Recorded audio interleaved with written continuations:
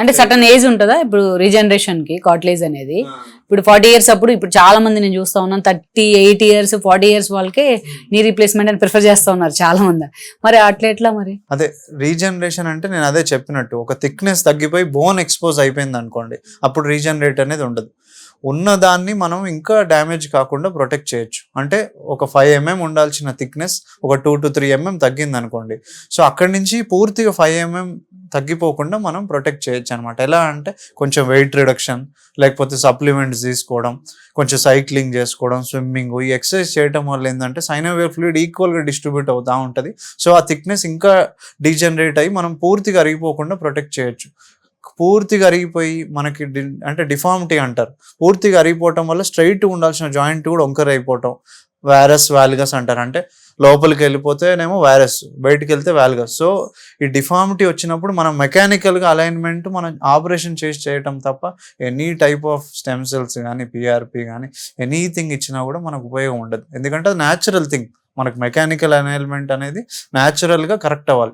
So న్యాచురల్గా అంటే ఏంటి అర్థం, మనం ఆపరేషన్ చేసి కరెక్ట్ చేస్తేనే అప్పుడు అవుతుంది. సో చాలామంది ఏంటంటే వచ్చి ఇప్పుడు పిఆర్పి ఇవ్వమంటారు, లేకపోతే స్టెమ్ సెల్స్ ఇవ్వమంటారు. బట్ వాళ్ళకి అర్థమయ్యేటట్టు చెప్పడం ఇంపార్టెంట్.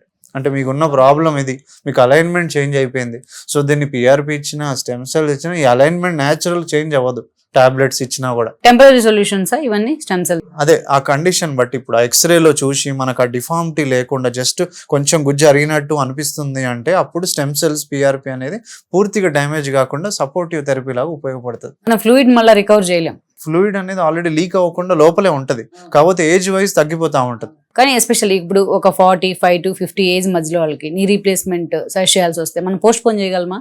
అదే ఇప్పుడు పోస్ట్ పోన్ అంటే ఇది హార్ట్ సర్జరీ, బ్రెయిన్ సర్జరీ లాగా ఎమర్జెన్సీ కాదు ఇప్పుడు నీ రీప్లేస్మెంట్ అనేది. సో దీన్ని ఏంటంటే పోస్ట్ పోన్ చేయడానికి మాక్సిమం ట్రై చేస్తాం మేము. ఎప్పుడు కూడా పేషెంట్ విల్లింగ్ లేకుండా మన సర్జరీ అనేది చేయం. దీంట్లో ఎక్స్రేలు పూర్తిగా అరిగిపోయినా కూడా, అంటే పూర్తిగా ఎక్స్రే అరిగిపోయినా కొన్నిసార్లు సర్జరీ అవసరం లేదు. అంటే పోస్ట్ పోన్ అంటే in the sense patient activity విషయంలో కావచ్చు, ఏజ్ విషయంలో కావచ్చు అంటుంది. ఇప్పుడు 45 years లో సర్జరీ చేయించుకోవడానికి 55 లో సర్జరీ చేయించుకోవడానికి చాలా తేడా ఉంటుంది కదా సైకలాజికల్. మన సైకలాజికల్ అదే, వాళ్ళు ఎంతవరకు ఓపిక పట్టగలుగుతున్నారు అంతవరకు మనం డిలే చేస్తూ ఉండొచ్చు. అంటే వెయిట్ రిడక్షన్ చెప్తాం first important, plus activity modification చెప్తాము. సో రెగ్యులర్ ఫిజియోథెరపీ ఎక్సర్సైజ్ చెప్తా ఉంటాం. సో వీటి వల్ల కొంచెం వాళ్ళు బేరబుల్గా ఉంటుంది. సో దాన్ని బట్టి ప్రొలాంగ్ చేస్తాం అనమాట. ఈ వీడియో మీకు నచ్చినట్లయితే please share, like and subscribe R24 Telugu.